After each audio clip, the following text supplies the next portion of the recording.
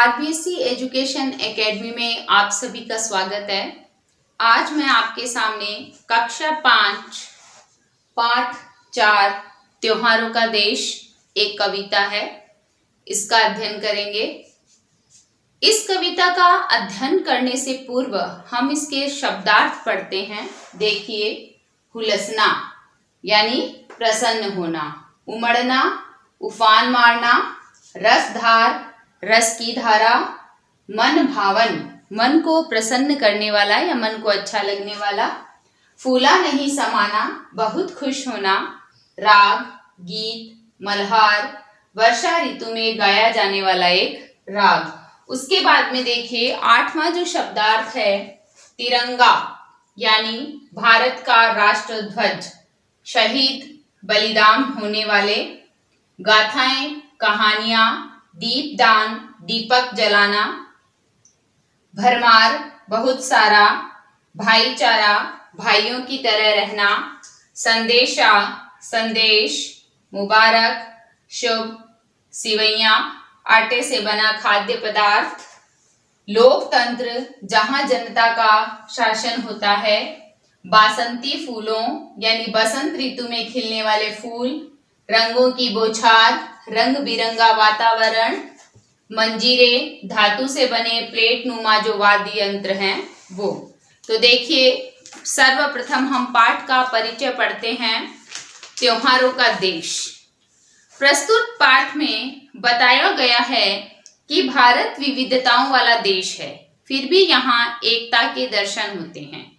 यहाँ के लोग उत्सव प्रिय हैं, यानी यहाँ के लोगों को उत्सव अच्छे लगते हैं। यहाँ हर एक दिन, हर ऋतु, जीवन से जुड़े हर कार्यकलापों को उत्सव की भांति मनाया जाता है। यहाँ अलग अलग धर्मों के लोग सभी धर्मों के त्योहार मिलकर मनाते हैं। त्योहार और उत्सव यहाँ की संस्कृति के अभिन्न अंग हैं, जो जीवन में उमंग और उत्साह का संचार करते हैं। वहीं यहाँ के राष्ट्रीय पर्व लोगों में एकता और अखंडता को अक्षुण्ण बनाए रखते हैं। इन सब से हमारी महान संस्कृति में विविधताएं होते हुए भी एकता के दर्शन होते हैं। देखिए, मैं आपको दिखाती हूँ।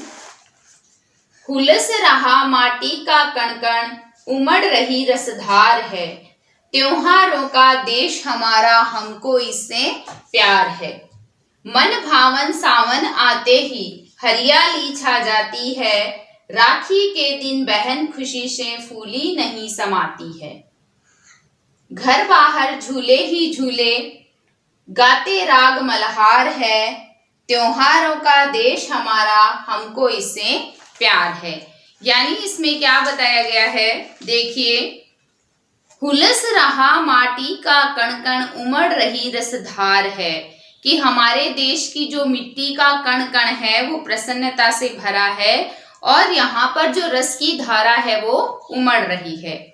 त्योहारों का देश हमारा हमको इससे प्यार है, कि हमारा जो ये भारत देश है ये त्योहारों का देश है और हमको इससे बहुत प्यार है। मन भावन सावन आते ही हरियाली छा जाती है। जैसे ही सावन का महीना आता है वह सबके लिए खुशियां लेकर आता है और सब तरफ हरियाली छा जाती है, यानी हरियाली की जो चादर है वो बिछ जाती है। फिर है, राखी के दिन बहन खुशी से फूली नहीं समाती है, कि राखी का जो त्योहार आता है वो भी इसी महीने आता है और जो बहनें हैं वो बहुत ही प्रसन्न होती हैं और फूले नहीं समाती है। कहने का अभिप्राय ये है कि भाई बहन का जो प्यार है वो प्रतीक है, राखी उसका प्रतीक है और बहनें जो है इस दिन बड़ी ही प्रसन्न होती है। घर बाहर झूले ही झूले, गाते राग मल्हार है। आगे इसमें कहते हैं कि चारों तरफ झूले ही झूले लगे हुए होते हैं, वर्षा ऋतु होती है और सभी मल्हार राग को गाते प्रतीत होते हैं। त्योहारों का देश हमारा हमको इससे प्यार है, कि ये त्योहारों का देश है और हमें इससे बहुत प्यार है।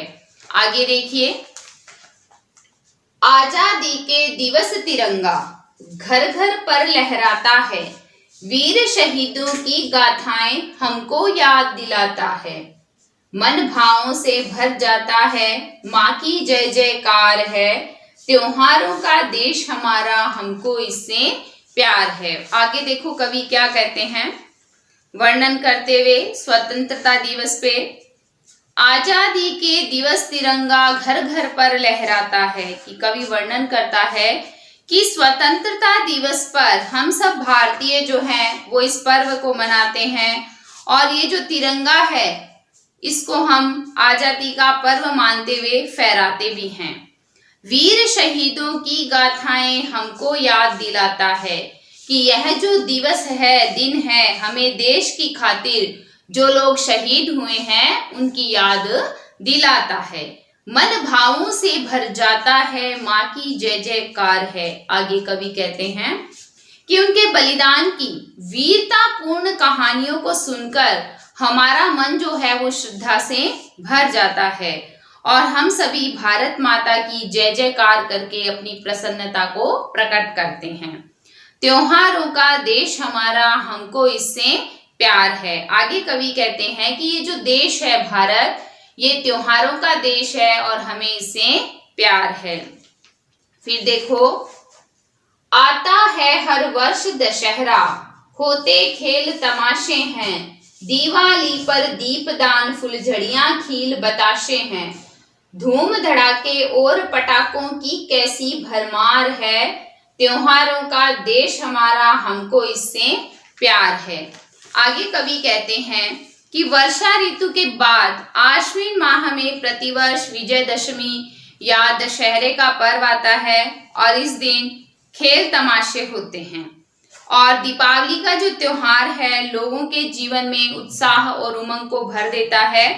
इस पर्व पर सब जगह दीपक जलाकर रोशनी की जाती है, मिठाइयाँ बांटी जाती है, विभिन्न प्रकार की आतिशबाजी और पटाखे चलाकर अपनी खुशियाँ जताई जाती है और धूम धड़ाकों की आवाज़ों से दिलों में जो खुशियों का संचार होता है और ऐसे त्योहारों से परिपूर्ण हमारे देश से हमें बहुत प्यार है। आगे देखिए,